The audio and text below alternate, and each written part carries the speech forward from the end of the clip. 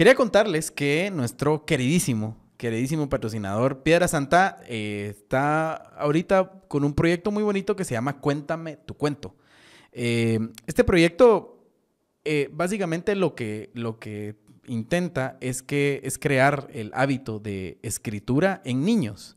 Y para participar en la actividad, pues la familia de cada niño autor debe pagar 325 quetzales y eso incluye algunos servicios que son orientación para niños y jóvenes autores e ilustradores, orientación a padres de familia sobre cómo apoyar a sus hijos, edición, diseño e impresión de 11 ejemplares, uno para el niño o joven autor, otro para el ilustrador, ¿verdad? Y 9 para la venta en Filwa. Si desean ejemplares adicionales, pues también los pueden pagar. Todo este proceso pues tiene categorías para niños de 3 a 5 años, niños de 6 a 8 años, de 9 a 12 y luego ya adolescentes de 13 a 17. Hay algunas fechas importantes que recordarles y por ejemplo que el sábado 20 de abril deben presentarse el niño joven autor con su padre a la feria de editoriales para firmar el contrato y demás. Hay otros temas importantes, pero no les voy a dar toda la información aquí porque es bastante lo que tienen que saber, pero visiten piedrasanta.com o visiten las redes sociales de Piedra Santa, editorial Piedra Santa en Facebook, en Instagram y otras. O pueden llamar también al teléfono 5966-1372. Recuerden, Piedra Santa tiene esta actividad Cuéntame tu cuento para sus hijos.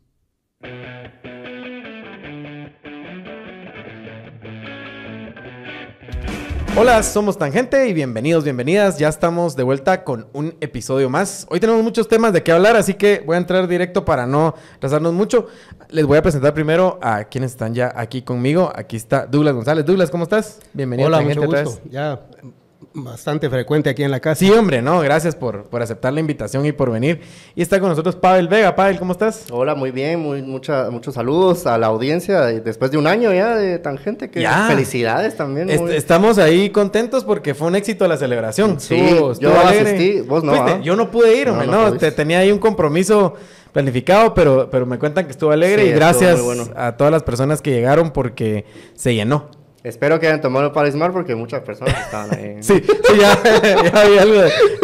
dicen que estuvo alegre, estuvo lleno y pues contentos porque mucho cariño, la verdad, hemos recibido en esta celebración de este año que ha sido un año interesante para este proyecto que era una innovación, no sé si... Y es que se ha marcado tendencia también, o sea, eso yo creo que es lo mejor de un proyecto, bueno, esto no es periodístico per se, pero digamos que mediático, eso es, marcar agenda es muy importante y lo han hecho, entonces creo que eso es súper importante. Sí, así que gracias y de nuevo, siempre agradecidos con ustedes porque nos dan el contenido, ¿verdad? O sea, si no fuera por las personas que vienen y se sientan en esta mesa a discutir, Tangente no sería... pues lo que está haciendo, ¿verdad? Y lo que está construyendo, así que muy agradecidos también con ustedes.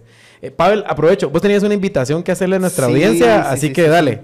Sí, quienes que estén interesados, he dado cursos y talleres de redacción y comunicación asertiva. Esta vez voy a dar uno con el Fondo de Cultura Económica, va a ser el 17, 19, 24 y 26 de abril. Va a ser virtual. Ustedes se pueden meter a la página, a las redes sociales del Fondo de Cultura Económica, FC Guatemala, están ahí en las redes sociales y ahí está la información, donde están los números de teléfono, el formulario para inscribirse, cuesta 300 quetzales, así que aprovechen porque es un muy buen curso, así que incluso por ejemplo puede ser para... secretarias, asistentes, gente que hace informes, estudiantes, maestras, maestros, etcétera, porque es un curso básico, pero que también da muchas herramientas prácticas. Súper útil ahí de las recomendaciones de Tangente. Recuerden que en verano y con este calor, pues aumenta la infestación de pulgas y garrapatas que pueden afectar la salud de sus amigos caninos. Así que para eso, pues les traemos en Tangente un producto que nos gusta mucho utilizar, es Bravecto y Bravecto Plus. Es un desparasitante externo que dura 12 semanas y combate, como decíamos, pulgas, garrapatas y ácaros. Lo pueden encontrar en sus veterinarias o pet shops favoritas. Pregunten, por favor, a su veterinario de confianza por Bravecto o Bravecto Plus. Tiene respaldo científico para uso en perras en gestación o lactantes, no en gatas, ojo a eso. Así que pregunten por Bravecto. Bueno, arranquemos. Hoy, como les decía, como que después de Semana Santa, la coyuntura agarró fuerza y velocidad, ¿verdad? Entonces se viene con todo. Les voy a ir tirando los temas y vamos ahí comentándolos porque creo que hay muchas cosas que decir sobre varias cosas. Arranquemos con la destitución de la ministra del Ministerio de Ambiente, que se anunció el fin de semana que se tomaba la decisión de pedirle la renuncia después de... No, fue destitución. Perdón, sí, fue una destitución, sí. No fue una destitución, fue una destitución. Después de que se encontrara por una investigación de los periodistas Marvin y Sony, ¿verdad? Llamados el Combo, se encontrara que le había dado seguridad y un vehículo oficial a su hija, ¿verdad? Que además era, pues, era como una influencer en redes sociales. Sí. Comentarios del tema. Creo que hay mucho que hablar ahí. Es un tema interesante porque toca uno de los temas de campaña de Bernardo Arévalo, que es el tema de la corrupción, ¿verdad? Pero a ver, ¿quién quiere arrancar? Bueno, yo quisiera tal vez empezar por matizar un poco la historia, cómo se vino construyendo. Sale la publicación y yo creo que hay un compás de espera incluso del mismo presidente de la República y de algunos actores alrededor del gobierno, diputados, como que dejan el espacio para que la ministra presente las explicaciones del caso, ¿verdad? Estamos, tú que eres periodista, Pavel, sabrás que estamos frente a una crisis de comunicación, ¿verdad? Esto es lo que se detona una crisis. Me parece que la ministra aborda de mal manera la crisis. En primer lugar, no reconoce, que creo que habría sido lo primero, efectivamente sucedió. Reconocer el error, decir que lo va a enmendar, explicar por qué se dio, cuáles fueron las circunstancias, incluso invocar un posible estado de necesidad, ¿verdad? Mire, estábamos frente a una amenaza latente, se utilizó de esta forma y creo que no fue lo correcto. He hablado con mi hija porque yo creo que también ella hizo un uso indebido de esa prerrogativa que yo le di. Sí. Y creo que ahí no sé si eso hubiese salvado su puesto. Pero eso fue lo que dijo, realmente. No creo. Eso fue lo que dijo. Intentó decirlo, pero en una forma justificativa. Sí, es lo que yo iba a matizar justo eso. O sea, dijo todo lo que acabas de explicar, pero el tono era justificativo. Sí. Yo, por ejemplo, no sé si lo tuiteé o no, o lo pensé, pero sí creo que lo ideal en ese momento, el mismo jueves que salió la nota, era ofrecer disculpas públicas, ofrecer también una enmienda al reglamento interno del Ministerio de Ambiente para el uso de los vehículos y quitarle inmediatamente la seguridad y la camioneta a la hija. Eso era la respuesta inmediata. Claro. En cambio, su video es, lo hice por esto y esto, pero qué casualidad que el 3 de abril, que fue cuando justamente ellos le consultaron, se vio muy mal, la verdad. Sí, se vio muy mal. Es más, hay un dejo como de intento de censura del periodismo, como dice, qué casualidad que se filtró. Pues todos los actos de la administración son públicos, ¿verdad? Exacto. Entonces, realmente y no además, tendría... viendo la nota, uno se da cuenta un poco cómo empieza la cosa, porque ustedes recuerdan que en la nota se ve una fotografía de la hija subiéndose al vehículo con la seguridad del ministerio, ¿verdad? Que le tomó a alguien, una persona, o sea, no es que la estén siguiendo, es que alguien la conocía del gimnasio, porque así fue, saliendo del gimnasio, dice, de repente ella, que es hija sabemos que es hija de una ministra, anda con un carro y seguridad, cosa que no tenía hace una semana, o no sé cuánto tiempo la habrá tenido, y le toman una foto. Y se la envían, entiendo yo que de alguna forma esa fotografía llega a Marvin y Sony. O sea, no es que la estén siguiendo. Es un tema de que la gente es una lo filtración. ve. Es una filtración. La gente lo ve, toma la foto y la manda, ¿verdad? Y luego, pues, ellos hacen la consulta y efectivamente entiendo que les confirman que sí. Yo no estoy seguro de que les Yo creo que revisar, pero... Yo creo que ellos no les respondieron oficialmente. Ellos fueron construyendo... Pero quería matizar esa primera parte de un mal manejo, digamos, de la comunicación de ella, de cómo enfrentó esta crisis. Segundo, una reflexión sobre la conducta ciudadana. O sea, hay menos tolerancia ciudadana y somos menos permisivos. Digamos, los guatemaltecos actualmente están reconstruyendo su ciudadanía siendo menos permisivos. El hecho que un ciudadano tal haya tomado una foto y haya compartido con un periodista te da una muestra de una especie de auditoría ciudadana ¿verdad? No desde el periodismo, sino desde la ciudadanía, que fue la misma que le exigía ser más estricto al presidente desde el inicio, ¿verdad? También. Eso, digamos que hay un movimiento de la ciudadanía. Tercero, tal vez el tiempo de la toma de decisión. Me pareció que demoró mucho. Ya con la explicación que ella dio con criterio, habían suficientes elementos, digamos, para tomar una decisión en ese mismo instante, ¿verdad? Al ver que no satisfizo a la opinión pública ni obviamente a las autoridades de gobierno. Y tal vez tercero, que creo que es de resaltar, las declaraciones de la vicepresidenta me sorprendieron, ¿verdad? Sí. Primero, porque un vicepresidente no opina a título personal. Una vez es electo como tal, todas sus comparecencias públicas y privadas revisten la investidura de la presidencia de la República, que es una sola, ¿verdad? No hay un presidente y un vicepresidente, sino la presidencia de la República se conforma de un binomio. Y todas las comparecencias de ella son en función de lo que dice la presidencia. Lo que dice ella, dice la presidencia. O sea, ella no opina a título Nunca va personal. por la libre, digamos. Entonces yo creo que sí, como mínimo una falta de coordinación, podría calificarlo, pero en todo caso hablarlo antes con el presidente si tenía una molestia, digamos, si tenía una desavenencia, que es perfectamente normal en los binomios presidenciales, pudieron haberlo resuelto antes y dar una declaración conjunta, o bien de permitir que fuese el jefe del Estado, del gobierno, quien tomara la decisión pública, ¿verdad? Porque si se dan cuenta en su comunicado, y aquí cierro con esto, ya lo dejo, ella dice, se tomó la decisión. Y eso me causó mucha sorpresa a mí, porque ese lenguaje, digamos, ahí en ese se tomó la decisión, ella está obviando al presidente, que fue quien la tomó. Claro. ¿Verdad? Y esto me recordó mucho al gobierno de Alfonso Portillo y Reyes López, que tenían esas mismas desavenencias y las hacían públicas, ¿verdad? Entonces Reyes López utilizaba ese mismo lenguaje, decir, miren, tomamos la decisión en el comité ejecutivo del FRG con el general decidimos, pero casi no le concedía la autoridad al presidente, decir, mira, el presidente decidió, ¿verdad? Él se sentía una especie de copresidente. Claro.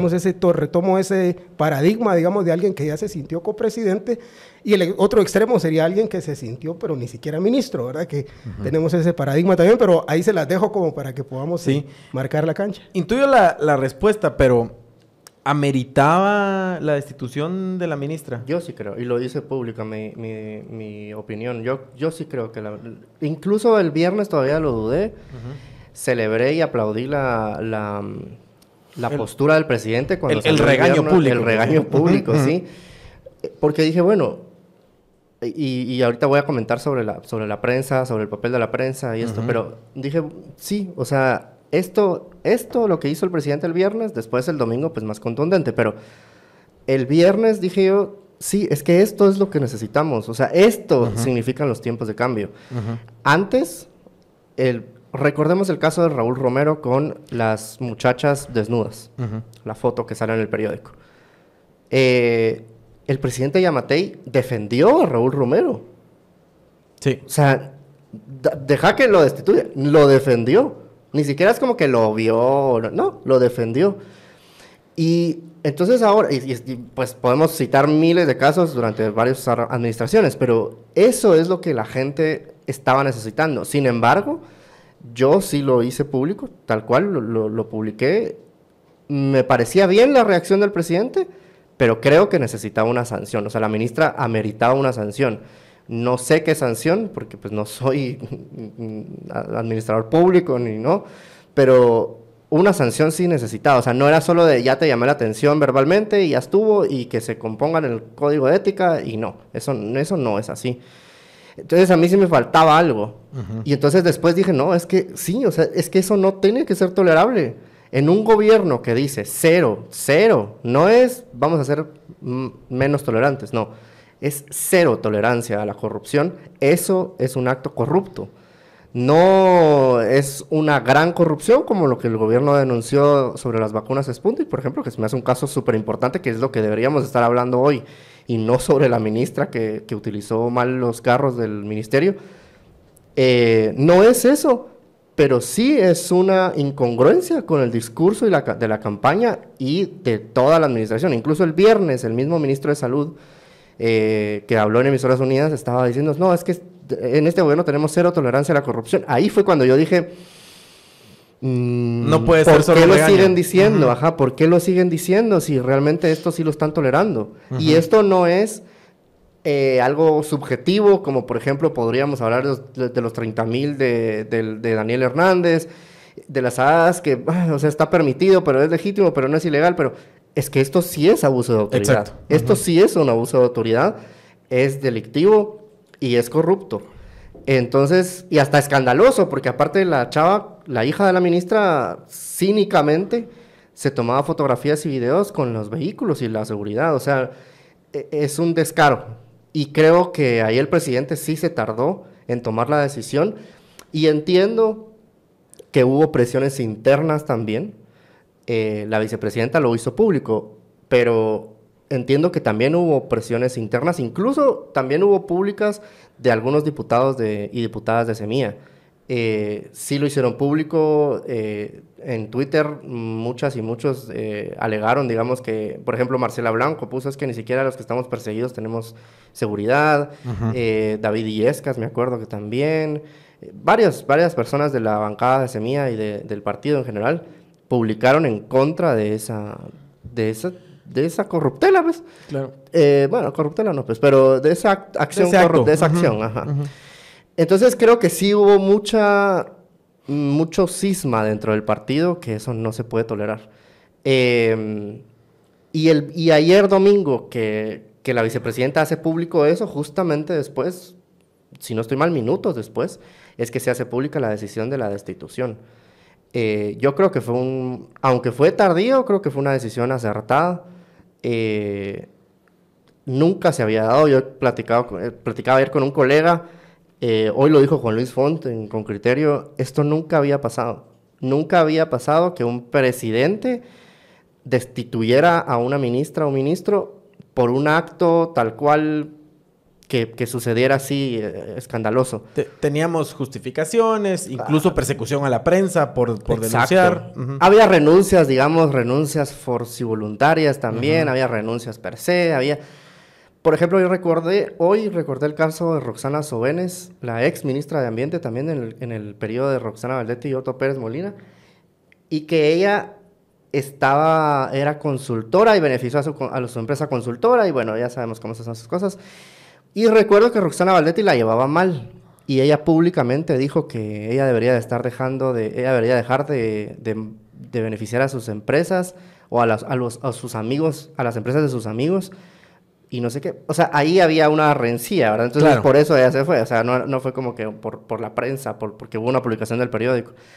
Pero también quería yo hacer notar que también tenemos muchísimos años en los que la prensa, las denuncias de la prensa ya no eran escuchadas y eran totalmente ignoradas y ya no se hacía nada. O sea, hubo un momento, al menos en la cobertura que yo hice al principio del gobierno de Otto Pérez Molina, todavía había destituciones, había renuncias, reculaban en algunas decisiones, había también rescisiones de contratos, etcétera, porque se publicaba algo en la prensa tenía un efecto. Después de Jimmy Morales y Yamatei, nada. O sea, la decisión y la postura era, aquí nadie se mueve, nadie renuncia, todos estamos atrincherados y nadie va a ceder.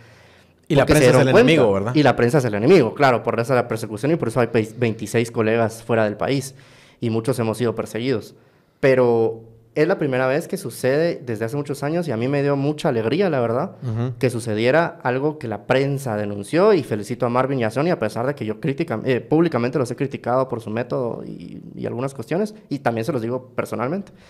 Pero en este caso la nota era muy sólida y tuvieron un efecto, y creo que el efecto también es parte de que este gobierno estamos en un tiempo de cambio, eso es muy importante. Y como siempre les recordamos de nuestro otro querido patrocinador, que es Madera San Miguel. Ellos tienen madera de expertos, porque ustedes ahí pueden encontrar todo tipo de productos de madera, obviamente por el nombre lo saben, para poder hacer sus proyectos, alguna remodelación que quieran hacer en su casa, un mueble. También tienen cursos para armado de muebles de melamina, que son muy interesantes y se han llenado mucho. Vamos a estar pendientes ahí de nuevas fechas, pero para cualquier información sobre Madera San Miguel, visiten sanmiguel.com o pueden llamar también al 2268-0808. Tienen tiendas por todo el país. Recomendadísimo, Madera San Miguel. Agarrando eso último que decís del tiempo de cambio, estamos fijando un nuevo estándar como guatemaltecos y guatemaltecas sobre lo que toleramos o le vamos a tolerar a las autoridades y qué presión pone eso sobre el gobierno? Porque a mí este caso de corrupción, y voy a usar lo que vos decías, Pablo, de pequeña corrupción, sí, porque digamos es una corrupción, es un acto puntual de abuso de autoridad y demás, mal uso de fondos públicos, pequeño pero claramente, fácilmente identificable y visible. Pero eso me recuerda, digamos, no sé, yo recuerdo que hace unos años al expresidente de Costa Rica había un escándalo por un escándalo de corrupción que había utilizado el helicóptero para ir a la playa un fin de semana con su familia. Ese era el escándalo, ¿verdad? Recuerdo, por ejemplo, en Alemania, renuncia el ministro de la Defensa por que le encontraron plagio en su tesis, ¿verdad? Pero ese tipo de cosas en Guatemala no se ven. O sea, aquí los funcionarios no tienen vergüenza, o no tenían vergüenza, pues no hay vergüenza. Aquí se les encontraba. Incluso yo te voy a interrumpir solo para un caso, sí, un caso más que uno diría, ay, de verdad, no me acuerdo qué país fue, pero era Europa, por supuesto. Un diputado llegó tarde a la sesión y renunció. Sí. Porque era como, no, es que llegué tarde, es inaceptable que llegue tarde y tú renuncio, perdón, discúlpeme. Entonces, esos son estándares de, bueno, no es como decir que Costa Rica es el primer mundo, pero digamos de países con democracias más desarrolladas, con instituciones más fuertes, que en Guatemala, perdón, pero no se veía. O sea, aquí Raúl Romero es el ejemplo descaradísimo, ¿verdad? O sea, un escándalo de esos en un país pues más serio que Guatemala era inaceptable, pero aquí no. Estamos fijando un nuevo estándar, Douglas, de lo que toleramos o no, o es una cuestión de una vez y ya. Yo creo que hay una conjugación de factores. La ciudadanía a través de las redes sociales tiene un poder que antes no tenía. Digamos que prácticamente es una democracia directa virtual, ¿verdad? Y los presidentes o los gobiernos en sociedades como las que tenemos ahora juegan a mayorías diarias, ¿verdad? O sea, la popularidad es diaria. Hoy puedes estar en la cúspide y mañana estás recogiendo basura, ¿verdad? Porque el poder que tiene, el nivel de cambio que tiene la opinión pública en las redes sociales es muy volátil, incluso seriamente peligroso, ¿verdad? Porque puede ser fácilmente llevado de un lado a otro. Eso por un lado, digamos que ya de aquí en adelante es muy difícil soslayar el poder que se tiene de hacer presión a través de las redes sociales, pero hay una excepción, y esa excepción es cuando los gobiernos capturan todos los otros poderes del Estado y se dan el lujo de desdeñar a la opinión pública, que es lo que tuvimos los últimos 6 años, diríamos, y acentuado los últimos 4, en donde un poder omnipresente se daba el lujo de desdeñar a la opinión pública y de, pues obviamente, secuestrar o sustraer la capacidad de opinión de los ciudadanos, también eliminando medios, ¿verdad? Entonces, ya cuando tenés eso, vos jugás a decir, bueno, yo tengo el poder ejecutivo, tengo el legislativo, tengo el judicial, tengo las cortes, tengo la Contraloría General de Cuentas, digamos que es otro poder. Entonces me doy el lujo, ¿verdad? Tengo incluso los sectores sociales, o los tengo amenazados, o los tengo cooptados a los sindicatos. Entonces lo que te queda de opinión pública es algo que es desechable para un dictador, o aspirante a. En el caso de un presidente más democrático como Bernardo, además se da la circunstancia que carece de los otros poderes, o por lo menos no tiene el mismo nivel de influencia que los otros, y sí que tiene que valorar mucho el acompañamiento de la opinión pública y la valoración que los ciudadanos tienen de su gobierno, porque prácticamente él está gobernando por la ciudadanía, digamos, de la que todavía tiene él una alta aceptación, popularidad, y de los organismos internacionales que han acuerpado la lucha de los pueblos indígenas aquí en Guatemala. Y para de contar, ¿verdad? Porque ahorita con la ley de competencia también algunos apoyos que pudo haber tenido en el sector privado empiezan a ver cómo se fraccionan, ¿verdad? La alianza en el Congreso entendemos que es frágil, ¿verdad? Es volátil también, va al ritmo de los diputados.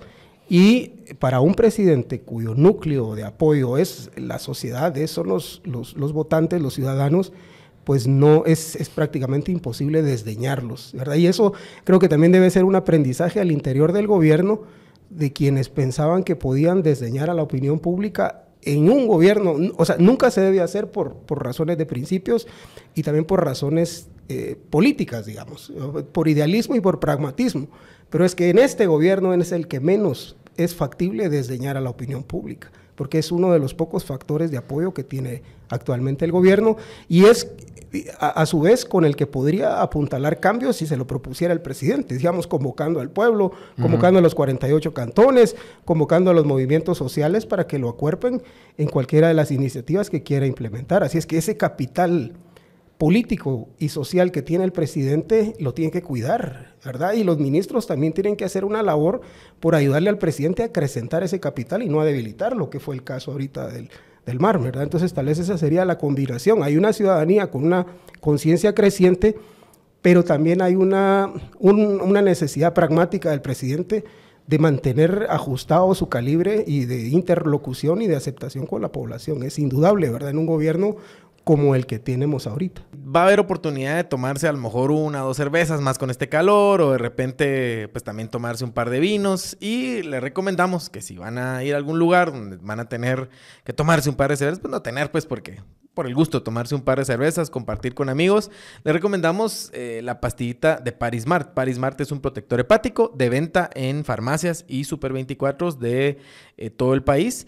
Es buenísimo para evitar los molestos efectos de la llamada goma que aparecen después de tomarse un poco de cervezas. Ya saben, siempre con moderación. No estamos diciendo que se tomen el montón de cervezas, pero si se van a tomar un par, es bueno que protejan su hígado con Parismart.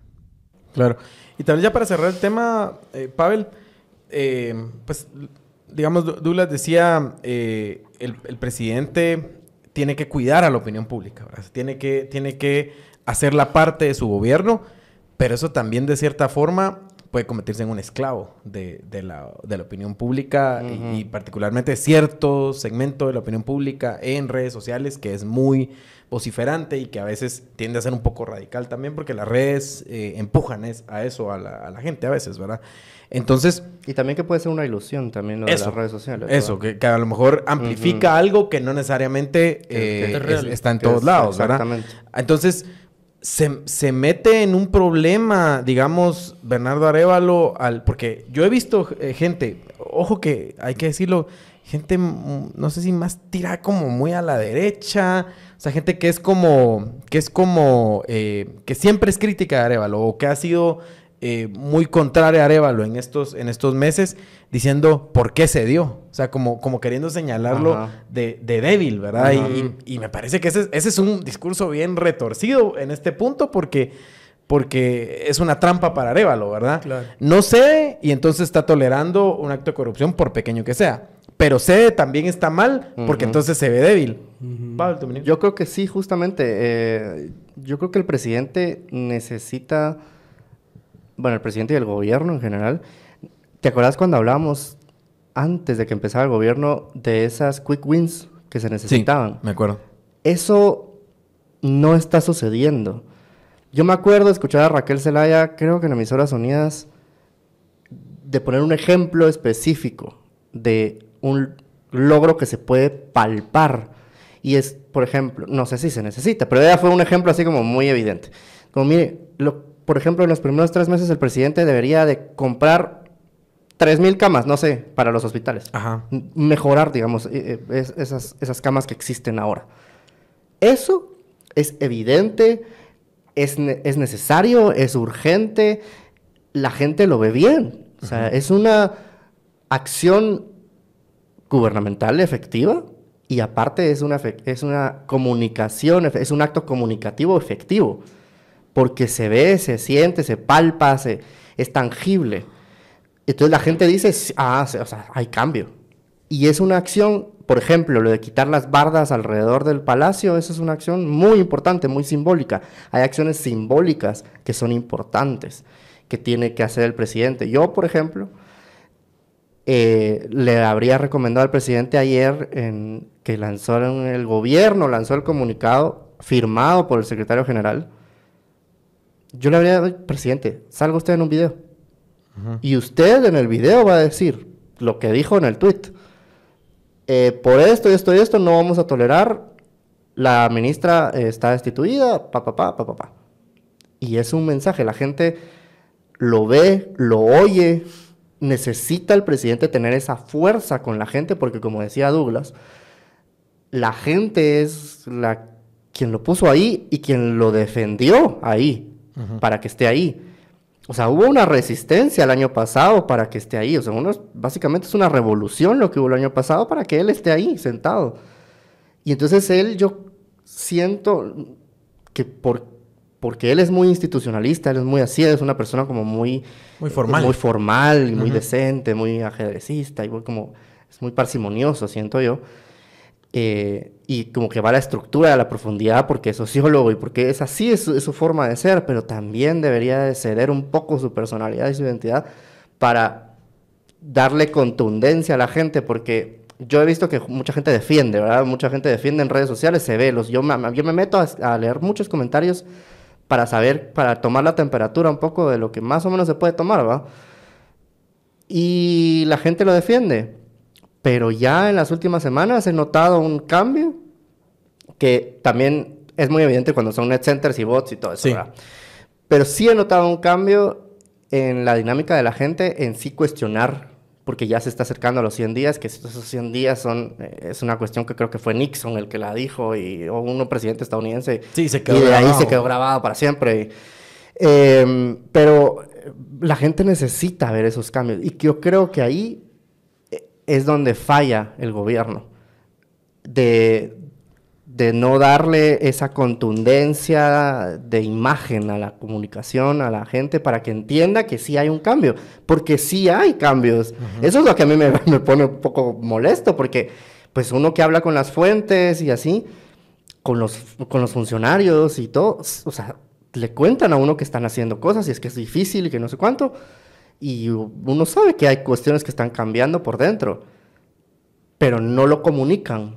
Entonces, y cuestiones tan sencillas como esto, por ejemplo, hoy, que ya vamos a hablar de eso, de la solicitud a la Corte de Constitucionalidad del Secretario General, también son acciones que se ven como aisladas.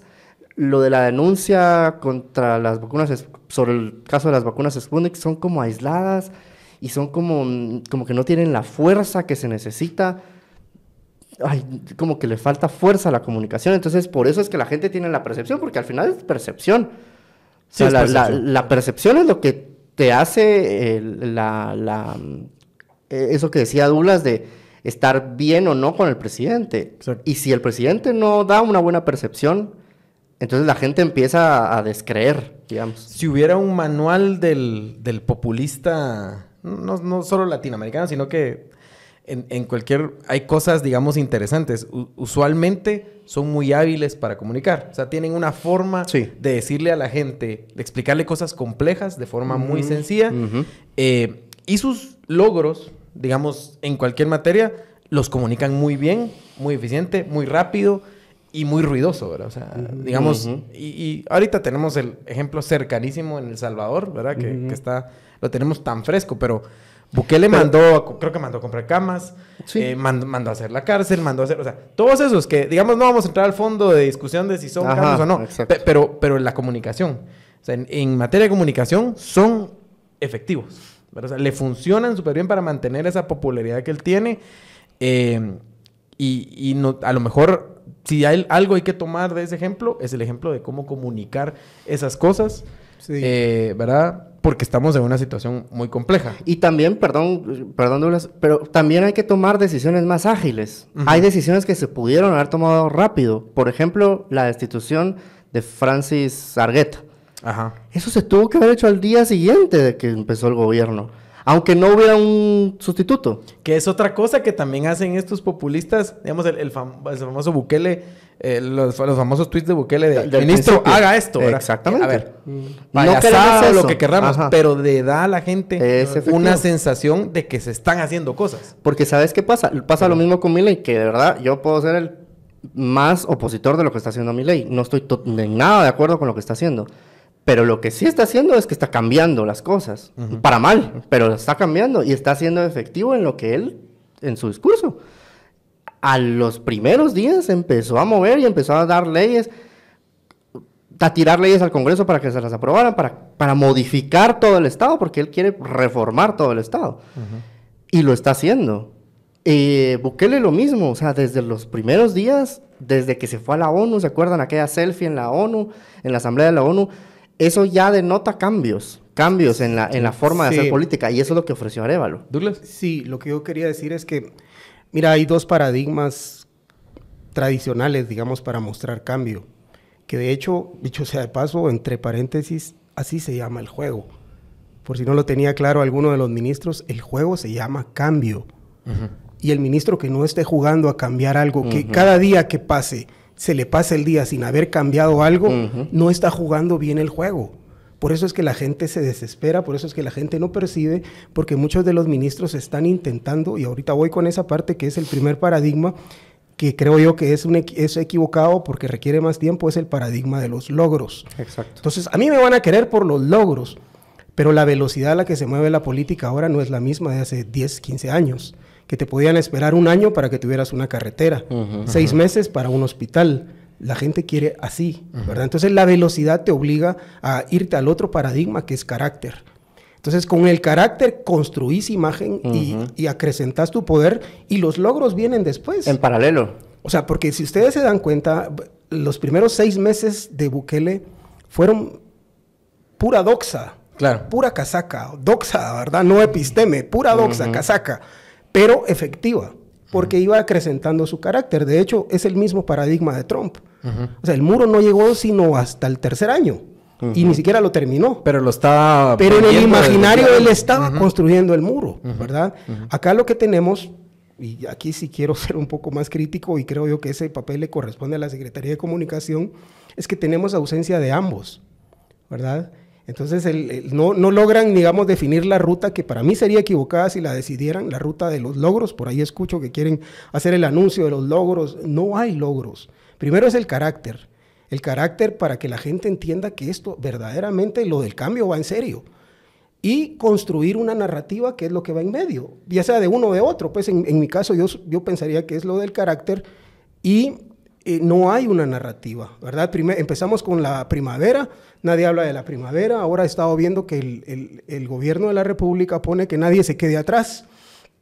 Digamos, es otro, he visto por ahí otro en el Twitter, entonces ni siquiera tienen claridad de cuál es su narrativa, ¿verdad? No, el presidente o cualquier gobierno necesita construir una narrativa de llevarnos hacia el éxito, hacia el Edén, ¿verdad? Es lo que todos los gobiernos hacen, construyen una narrativa y te dicen, mira, espérate, está difícil, estamos pasando momentos difíciles, vamos a salir de Egipto, nos vamos a liberar de la esclavitud, ya viene.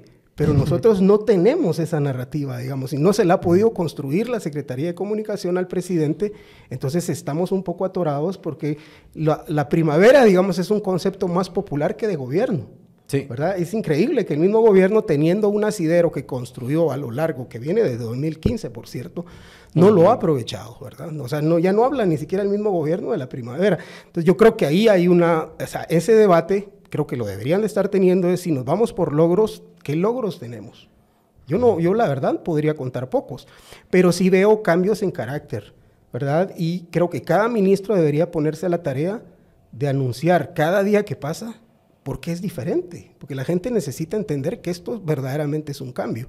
Y ahí creo yo que es donde está la discusión, ¿verdad? En querer desesperadamente mostrar logros, pero sobre la misma maquinaria, u otro que diría, miren, yo voy a cambiar completamente la maquinaria y me va a llevar tiempo, y probablemente el primer año no van a haber logros, sino lo que van a ver es cambio, ¿verdad? Yo creo que, por ejemplo, el ministro de Gobernación es muy honesto al respecto. Él dice, miren, yo no les voy a decir que en 6 meses va a disminuir la delincuencia o va a disminuir las extorsiones. Todo lo contrario, incluso puede haber aumento de denuncias, porque lo que necesitamos es que se incentiven las denuncias. Entonces, seguramente va a haber aumento de denuncias de extorsión, por ejemplo. Y yo creo que él está manejando bien, pero no vemos el carácter. Pero es que lo que pasa es que a la vez le da el abrazo a Consuelo Porras. Sí, yo creo que entonces, de todos los funcionarios me parecía que él era quien al principio más entendía la dinámica comunicacional actual, ¿verdad? Porque era, y justo, o sea, era una medio copia del estilo Bukele, ¿verdad? Pero también, pero bueno, no está bien. Con sus matices, Sí, con sus matices, pero digamos era respuesta rápida también, ¿verdad? Mire, una denuncia de un asalto en la Reforma. Ya mandé la seguridad, ya los agarramos. Va. Ese tipo de cosas podían funcionar muy bien. Luego él, digamos, tuvo este resbalón de irse ahí a a abrazar con la fiscal general y otras cosas que creo que le restaron a esa estrategia. Sí, lo descolocó y como que yo creo que él no entendió qué era lo que estaba mal. ¿Verdad? O sea, él lo justificó aquí. Sí, lo justificó aquí y parecía como que él no lo veía mal, ¿verdad? O sea, parecía que por un lado él estaba claro de la dinámica de la comunicación de hoy, pero por otro lado no. ¿Verdad? O sea, creía que las formas todavía no importaban tanto. Incluso contradictorio, ¿verdad? Porque contradictorio, exacto. Citando la coherencia de Karl Popper, y luego cuando le preguntaron si el saludo había estado bien, dijo, es que de repente no era un saludo, sino era el doctor Merengue. Entonces, si él mismo se coloca el marco del doctor Merengue, como que su premisa de ser coherente al estilo de Karl Popper no era la más acertada, digamos, utilizando la misma terminología que él utilizó en este programa, ¿verdad? Él empleó esas categorías. Entonces creo que está descolocado. No se ha encontrado todavía después de... Y eso, sí, exacto. Y después redujo su estrategia original. Creo que la cayó totalmente, ¿verdad? Sí, ya bajó el perfil. Sí, entonces eso, pues bueno, ni modo. Son cosas que van y vienen, pero la estrategia del gobierno es un poco lo que preocupa en este momento. Y luego los otros ministros, otros ministros los vemos más descolocados con lo que está pasando hoy porque, por ejemplo, hay un anuncio, el convenio de UNOPS, con UNOPS, ¿verdad? Que el ministro lo anuncia en declaraciones a la prensa en un lugar, ¿verdad? En lugar de manejar ellos la narrativa. Hoy ya no tienen que depender de que les pongan un micrófono enfrente. Ellos agarran una cámara y envían el mensaje y dicen, ¿por qué es esto necesario? ¿Qué va a resolver esto? Y hacia dónde vamos, ¿verdad? Así se comunica hoy. El problema es que ellos dependen de, primero, que les pongan el micrófono enfrente y después que las redes sociales les manejen la narrativa porque están ya las redes sociales diciendo que el hermano de Bernardo Arévalo es quien dirige esa organización. Que, ojo, vos decías, Douglas, vos tenés algo de información, pero tiene años de estar dirigiendo esa organización. Sí. Además es un OPS. No estamos hablando Martín Arévalo, no estamos hablando de una empresa X por ahí. Es un OPS, ¿verdad? Y además que ya ha demostrado efectividad en el X, por ejemplo. Y no ningún acercamiento de Bernardo Arévalo, ni Semilla, ni nada en el X. Pero aquí estamos nosotros haciendo estas salvedades cuando el mensaje lo tienen que dominar ellos. ¿Comentarios sobre el tema? Sí, mira, uno muy sencillo, y tal vez ustedes son más expertos que yo, pero yo tuve la oportunidad de estudiar comunicación después de estudiar ciencia política y pues obviamente llegué ya tarde, de verdad no tenía las mismas neuronas de un joven cuando se estudia, así es que me agarré de conceptos muy básicos. Un profesor me decía, mira, sencillo, un problema, un culpable y una solución. El caso de UNOPS. Un problema. Miren, las medicinas están sobrevaloradas. Hay mucha corrupción. Seguir pagando lo mismo al mismo precio es hacer lo mismo. Es un problema. Aquí están los culpables. Ya los denunciamos. Hoy presento las denuncias.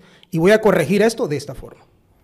Es un video sencillo que lo puedes explicar en 2-3 minutos. 2-3 minutos, ¿verdad? Un problema, un culpable y una solución. Yo creo que con una lógica así tan sencilla se percibe el cambio porque la gente entiende. La parte más importante y más difícil de comunicar de la política es el por qué lo haces. Y es la que vemos ausente. O sea, ¿por qué tomo la decisión de UNOPS? ¿Por qué no lo hacemos con OIM o por qué no lo hacemos con, qué sé yo, pues, ¿verdad? OPS, por ejemplo, ¿verdad? Que sería más propio. Debe haber una razón y la gente necesita saber esa razón y además necesita saber por qué le beneficia, en qué le beneficia y en qué le beneficia al Estado, en qué va a mejorar la salud. Creo que toda esa serie de preguntas que son muy básicas además son las que debería de comunicar cada uno de los ministros que piense tomar acciones, pero colocándole el marco de la problemática que quiere abordar, ¿verdad? Que es donde vemos nosotros que hay una ausencia grande de comprensión del momento político e histórico que está viviendo el país y que demanda la ciudadanía además, ¿verdad? Porque esta es una demanda ciudadana. Hay que explicar que aquí hubo un problema, pues aquí vivimos una catástrofe, fuimos sujetos de un tsunami por 4 o 6 años y entonces viene con red y explica primero el recuento de daños y luego dice por qué sucedió, a qué se debe y luego ya presenta el plan Marshall, digamos, de reconstrucción del país luego de esos 4 o 6 años de tsunami, pero lo vemos ausente aún, ¿verdad? Pavel. Yo aplaudo la decisión. Ya lo habían dicho. Ya lo habían anunciado, creo que antes del gobierno, al principio del gobierno, de que se iba a tomar esa decisión. Me parece acertado, la verdad. Pero es que es el mismo cuestionamiento. ¿Cómo se comunica? ¿Cómo se comunica eso? El viernes también el ministro de Salud estuvo en Emisoras Unidas hablando sobre las Sputnik, pero igual aprovecharon para preguntarle sobre el desabastecimiento que hay en los hospitales, etcétera, etcétera. Y él comentó en esa entrevista que creo que habían ya pagado el 70% de la deuda que tenían en proveedores en los hospitales. Y lo dijo como un logro, hablando de logros, porque dijo que en 40 años nunca se había pagado tal cantidad de deuda. Eso, por ejemplo, me parece que hay que resaltarlo. Claro. Es un dato que hay que resaltar. Y lo dice así, me parece perfecto. O sea, yo quiero matizar aquí lo que estoy hablando. No hablo por ustedes, me imagino que igual, pero yo creo que el gobierno está haciendo bien su trabajo. Yo no veo que esté haciendo mal su trabajo. Creo que están comunicando erróneamente y creo que están tomando decisiones a veces un poco tardías, a veces que entiendo también la tardanza, porque también pues, conozco gente dentro del Estado, pues me hablan las fuentes, etcétera, y los procesos, vos lo sabrás, Douglas, o sea, los procesos son tardados, son muy tardados. La gente quisiera es que hasta para comprar un lápiz es un gran procedimiento, pero claro, la gran corrupción es efectivísima y eficaz, ¿verdad? Entonces es muy difícil con un Estado tan podrido hacer cosas rápidas, es muy difícil. Pero es lo que decíamos antes, ¿verdad? Hay cuestiones que se pueden hacer, hay acciones que se pueden tomar rápido. Y a pesar de que las pueden estar haciendo, no se comunican bien. Entonces yo UNOPS lo califico como una decisión muy acertada, pero creo que se tiene que explicar mejor por qué se toma la decisión, por qué funcionó el ELIX, por ejemplo. Eso sería una comunicación efectiva. Esto ya funcionó y lo quitaron los corruptos, o sea, lo quitó Yamatei con el actual presidente del ELIX, con esa mafia de farmacéuticas y todo, porque no les conviene que UNOPS esté controlando el mercado para proponer mejores precios, porque justamente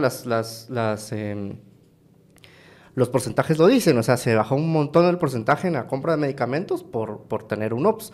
Y UNOPS lo que hace, para la gente que no sabe qué es que justamente tiene cotizaciones de las medicinas, al menos en este tema de medicinas, porque tiene para otras cosas, cotiza las medicinas, las necesita y entonces mejora los precios porque también cotiza, creo que internacionalmente, ¿verdad? Sí. Entonces mejora totalmente el sistema de compras compra de medicamentos. En volumen, ¿verdad? Y compra en volumen, como los contratos abiertos, digamos, más o menos.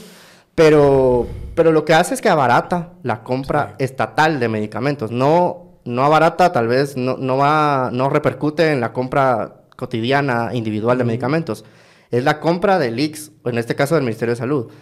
Y eso sí se está demostrado que bajó los porcentajes de compra. Entonces, es una cuestión que se tiene que comunicar. Y como decís, eso se lo dijo ayer el ministro en un acto de no sé qué cosa de la salud, donde también habló la vicepresidenta sobre el caso de la ministra de Ambiente.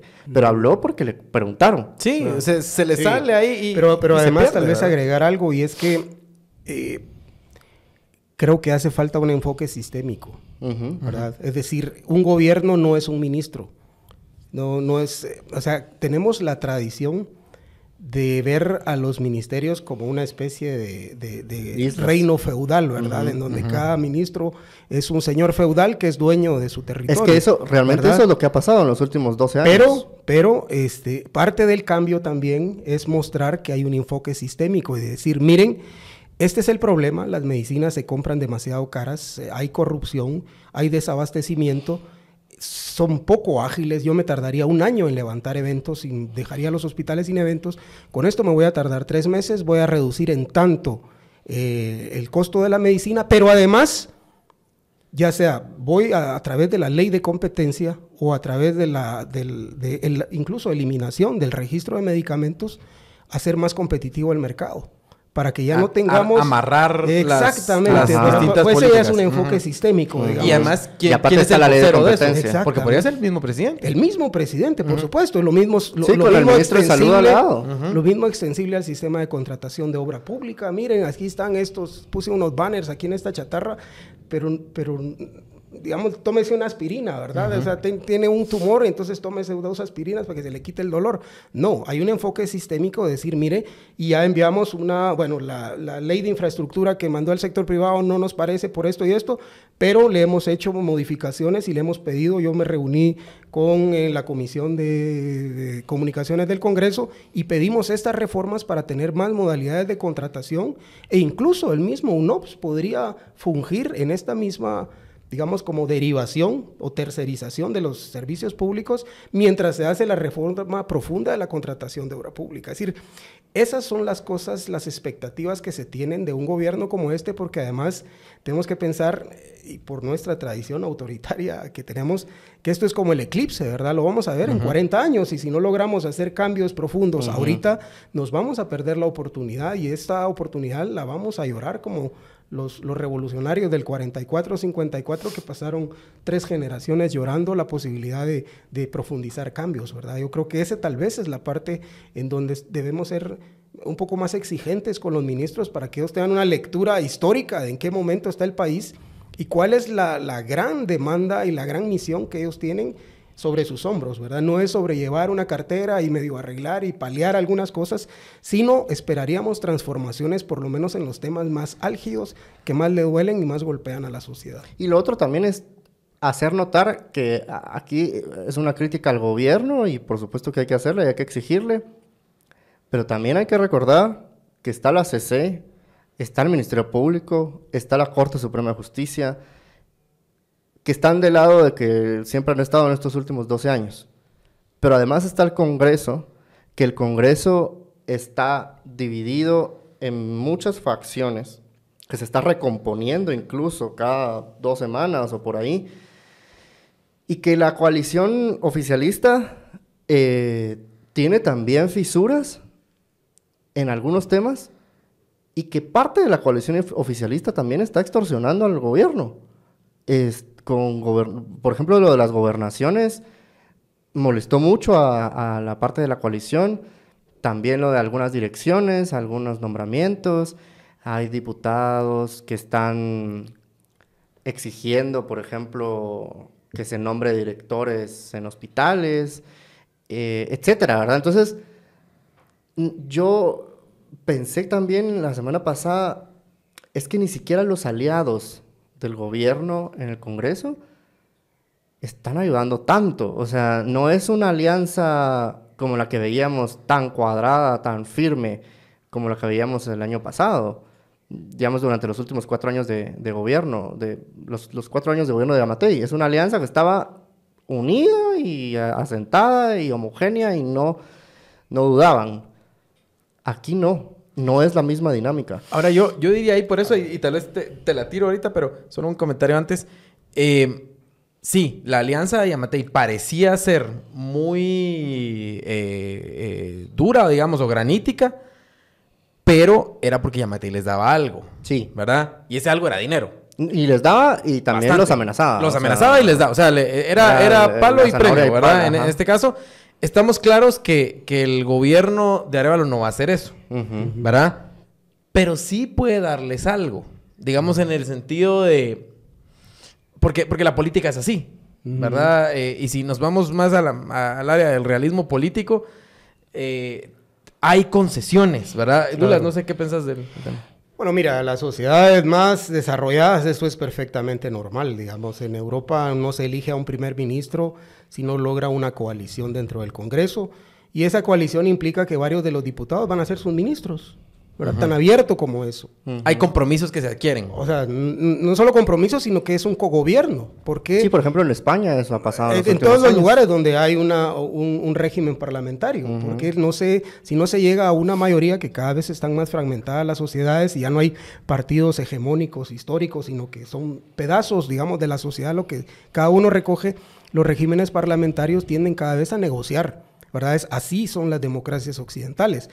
Lo que pasa es que aquí nosotros nos vamos de un extremo a otro, ¿verdad? Entonces permitimos todo lo que permitimos en los últimos años y ahorita le exigimos a Semilla que sea químicamente puro, ¿verdad? Entonces yo creo que ahí es donde debe haber un balance entre la opinión pública y quienes emitimos comentarios, porque hay cosas que son perfectamente normales, digamos.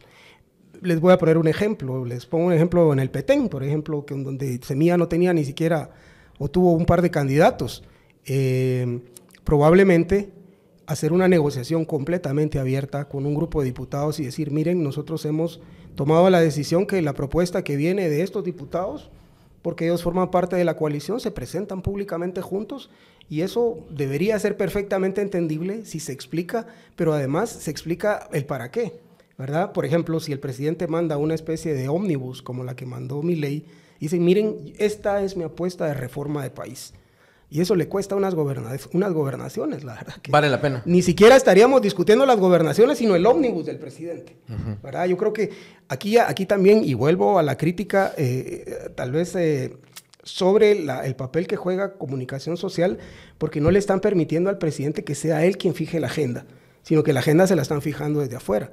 O sea, no se están hablando los temas que el presidente quiere o desde la presidencia se quieren apuntalar, sino que los que salen. Y entonces ellos están a la defensiva y van a las conferencias de prensa, no a emitir mensajes o a dejar puestas temas de conversación, sino que van a responder preguntas, ¿verdad? Entonces eso es estar a la defensiva, no ir a la ofensiva y decir, miren, estos son mis temas. Yo voy con la reforma política porque necesitamos quitar todos los elementos que producen lawfare, por ejemplo, ¿verdad? Para que nunca más vuelva a haber un intento de golpe de Estado en el país a través de la ley de partidos, la ley electoral y de partidos políticos.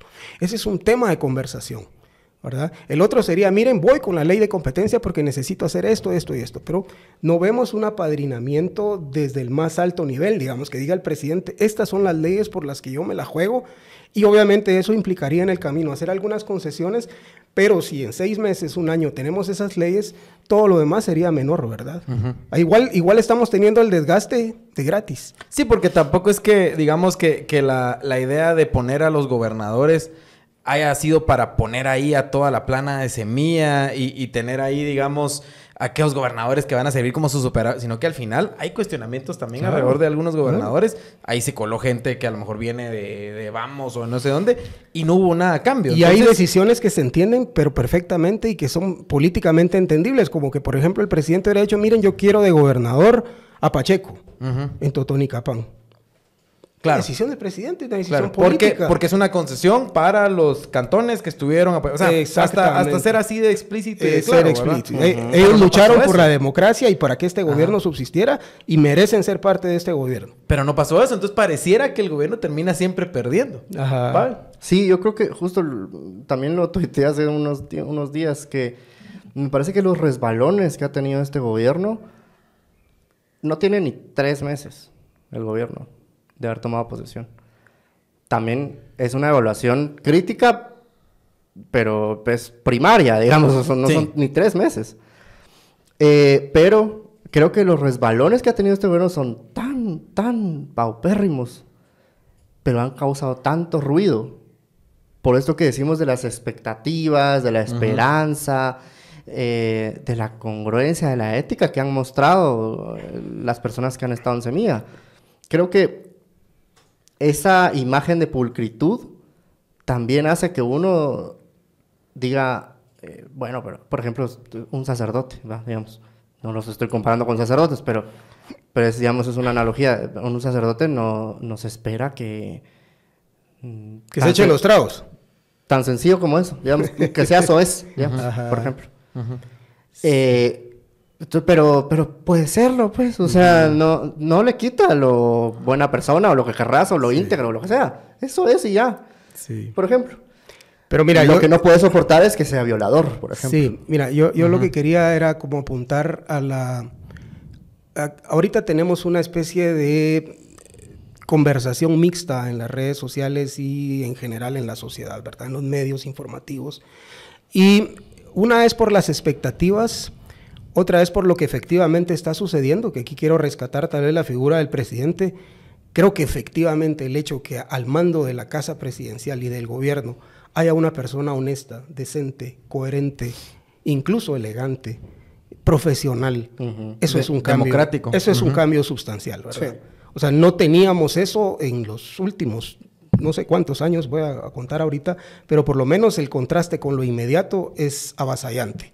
Un señor que hacía 8 meses decían que iba a abolir la religión católica, habiendo procesiones con su esposa además, ¿verdad? Para todos los que son, la familia es primero y son conservadores, no hicieron ni un solo comentario, pero eso no lo hemos visto, de hecho no lo hemos visto con ninguno de los anteriores, que decían proteger a la familia y los valores y que hasta los del Opus Dei, y el presidente lo hizo, ahí estaba viendo, y además era un presidente que podía estar en la calle sin que lo apedrearan. Sí, con la gente. O sea, son símbolos que hay que rescatar, pero hay que potenciarlos comunicacionalmente, ¿verdad? Y el otro que yo quería mencionar era el riesgo que tiene mucha de la opinión pública, y yo le llamo como del progresismo, ¿verdad? De la feligresía de progre, es que fácilmente pueden coincidir y caer en la trampa con el discurso del retorno al sistema anterior, al antiguo sistema, ¿verdad? Porque el antiguo sistema, digamos, sus voceros lo que pretenden es llevar a la opinión pública a un punto en que concluyan que Semilla es lo mismo que antes, ¿verdad? Que se puede comparar, digamos, un apartamento lleno de maletas con cientos de millones de quetzales con la utilización de un carro, ¿verdad? Y esa trivialización que se quiere hacer desde ese lado, que es un maniqueísmo para que al final, como todos estamos en la pileta sucia, pues ya no importa, ya se pierden las formas. Creo que es peligrosa que las personas en la expectativa de querer la perfección de Semilla fácilmente pueden estar sin pensarlo, reproduciendo ese discurso. Exacto. ¿Verdad? Y aparte que también es muy importante que el gobierno comunique cuál es la forma real de gobernar, o la mejor forma de gobernar, que es y yendo a lo profundo, ¿verdad? Yendo a las estructuras y cambiando estructuras, o reestructurar. No haciendo... a mí me gustó mucho la entrevista que dio Karen Slowin aquí, por ejemplo. Yo siempre la he admirado a ella de por sí, pero creo que hay que escuchar esa entrevista de nuevo porque hay que entender que las soluciones rápidas no son necesariamente mejores. Y eso es lo que la gente quiere, soluciones rápidas. Porque tiene el ejemplo de Bukele, que creó una gran narrativa, porque él es publicista y es un gran publicista. Lo mismo han tenido muchos dictadores, no iba a mencionar a alguien, pero tienen muy buena propaganda. Entonces, por ejemplo, lo de Bukele con el Bitcoin es un gran fracaso en El Salvador. Un robo, de hecho. Un robo, y el chivo es un robo fiscal, y bueno, de todo. Pero él lo ve. Pero cómo lo vende y cómo la gente lo percibe. Ay, es que qué bonito, porque es moderno. Y no. Entonces, yo creo que sí también yo entiendo mucho a la gente y entiendo las necesidades. Por supuesto, como entiendo a la gente de El Salvador que está feliz porque ya no hay mareros en las calles. Pero también eso es lo que tenemos, y hay un poco profundo, ¿verdad? Perdón, pero es lo que tenemos porque han sido 70 años de abandono institucional en educación, en salud. Hay gente 50% desnutrida crónicamente, y eso genera también que no haya un criterio específico de qué es lo que realmente se necesita en el país. ¿Qué es lo que se necesita cambiar en el país? Exactamente qué es lo que se necesita. No es lo que a mí me pasa cotidianamente o individualmente, no necesariamente. Es reformar el Estado para que funcione al beneficio de todas y todos. Pero eso, ¿cómo podemos esperar eso si el sistema educativo está podrido, el sistema de salud está podrido, todo está podrido? Tan sencillo como que una cuestión tan sencilla, tan sencilla y tan cotidiana como el tráfico, que no permite que la gente pueda tener una conversación de política, de otras disciplinas, pueda nutrirse de otros contenidos, No. Nos han tenido tan encerrados, tan maniatados, que lo que necesitamos es... Y lo que la gente quiere es una dictadura, hay que decirlo tal cual. Ya lo vimos con las encuestas de Latinobarómetro. La gente quiere una dictadura. Y entonces un presidente que se presenta como Arévalo, lo que vos decías, ¿verdad? Elegante, profesional, o sea, todo, se desgasta porque no tiene la fuerza que la gente requiere. Sí. El presidente no tiene que cambiar su forma de ser. La comunicación es la que tiene que hacer percibir que el presidente tiene una forma distinta. Y tal vez esa es la cosa, ¿verdad? O sea, ¿cuál es la fórmula para ser un presidente democrático ser un presidente que no sea un abusivo, un gritón, un autoritario, pero que sí le entregue a la gente... Pero que sea estricto. Que sea, sí, digamos, severo en sus decisiones, estricto, pero que también entregue algunos resultados. Porque es que pareciera que estamos en una disyuntiva en la que o son populistas autoritarios que entregan resultados o no hacen nada. O sea, esa es la única solución. ¿Será que no hay una fórmula intermedia? Yo creo que sí hay, ¿verdad? Sí, yo, por ejemplo, creo... Y pues habrá discusión, pero polémica, pero yo creo que, por ejemplo, Andrés Manuel maneja bastante bien, no voy a decir que es perfecto, porque no, pero maneja bastante bien lo estructural con lo populista. O sea, hace como una simbiosis y hace una amalgama muy bien hecha. Por supuesto, es un líder nato, ¿verdad? Es otro tipo de presidente también. Pero yo creo que él hace una buena amalgama en lo estructural y lo populista. Porque tiene contenta a la gente. Es uno de los presidentes que se ha mantenido, o sea, sus 6 años de gobierno se ha mantenido por arriba del 60% de aprobación. Pero a la vez tiene contentos a los empresarios.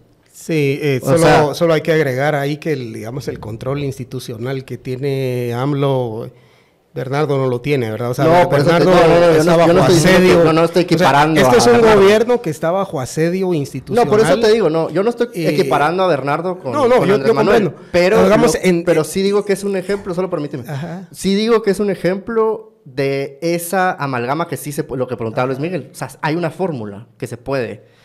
Y Arévalo podría, con asesores, es lo que cabal, o sea, pero claro, asediado por la CC, lo que decía antes, la CC, el MP, la Corte Suprema de Justicia, la misma coalición oficialista, o sea, es que ni siquiera son los opositores, es la misma coalición oficialista la que le pone las zancadillas, es la misma coalición oficialista la que les está poniendo las zancadillas, no la oposición. La oposición en este momento, los quienes le ponen un poquito de zancadillas es Alan Rodríguez y Álvaro Arzú. Fin. Sí, no, yo creo que la coalición ha cumplido un papel muy importante, de verdad.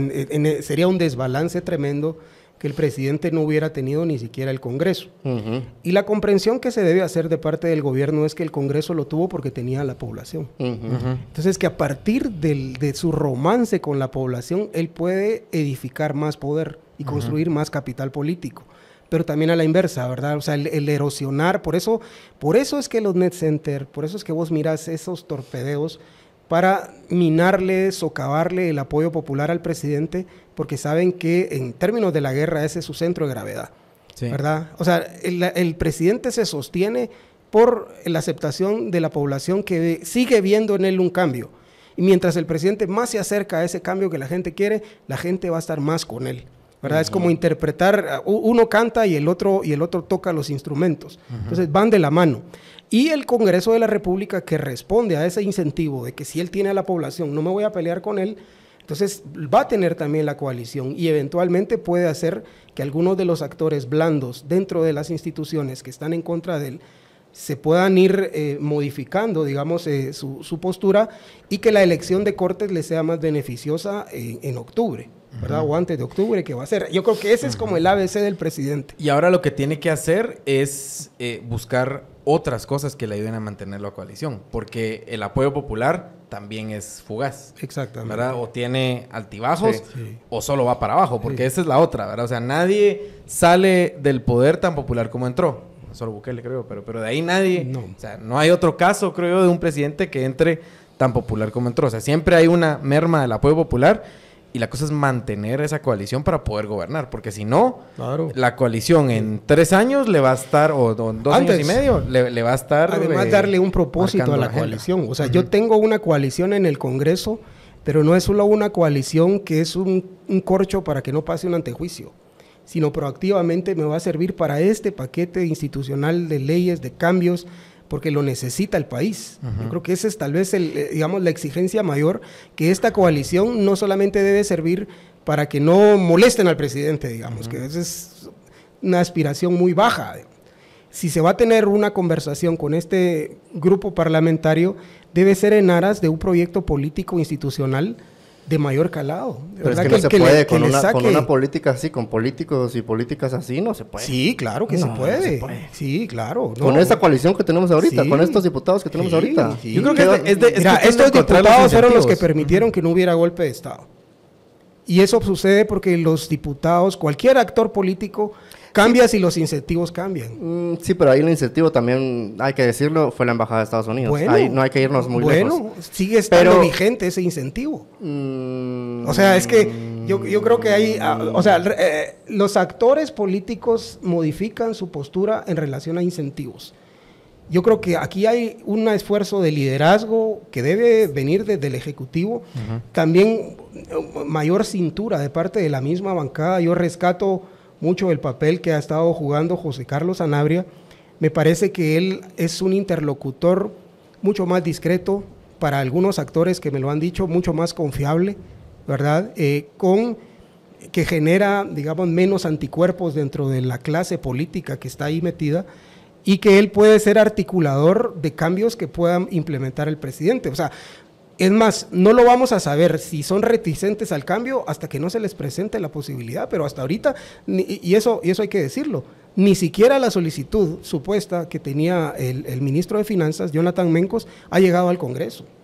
Entonces también la media cancha en el fútbol, si la cedes, alguien la toma. Sí, pareciera que el Ejecutivo no tiene nada que proponerle, pareciera, ¿verdad? No tiene nada que proponerle a la alianza oficialista, y entonces la alianza oficialista trata de identificar cuáles son los temas que al Ejecutivo le importan. Uno de esos es la ley de competencia, por ejemplo, porque yo veo que la Junta Directiva de la Organización de la Alianza se la ha tomado para sí, o sea, en sus diferentes espacios.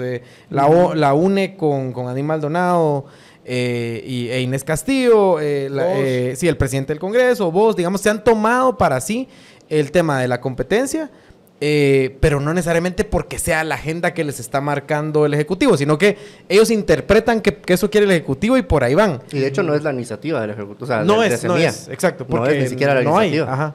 Bueno, exacto, sí, de Semilla. De Semilla no hay ninguna iniciativa de ley de competencia. Ellos la 5074, que es más bien liderada por vos, ¿verdad? Por eso es lo que digo, o sea, hay una iniciativa de Semilla. Exacto, no hay. Era la que iba a construir Samuel. Ajá, exacto, y con esto que se le cae y todo, pero no hay, o sea, yo ahí sí muy de acuerdo, no hay ese liderazgo que le marque el ritmo a la y pareciera, digamos, yo también tampoco no estoy tan de acuerdo con lo que vos dices, Pablo, de que yo no siento que los estén extorsionando tanto, sino más bien siento que les están pidiendo que los volteen a ver. Claro. O sea, que les den yo algo. Te lo digo porque me lo han dicho. Ajá, ellos no Semilla, sino los diputados que están haciendo esas negociaciones. Okay. O sea, lo que me dicen lo sienten como una extorsión.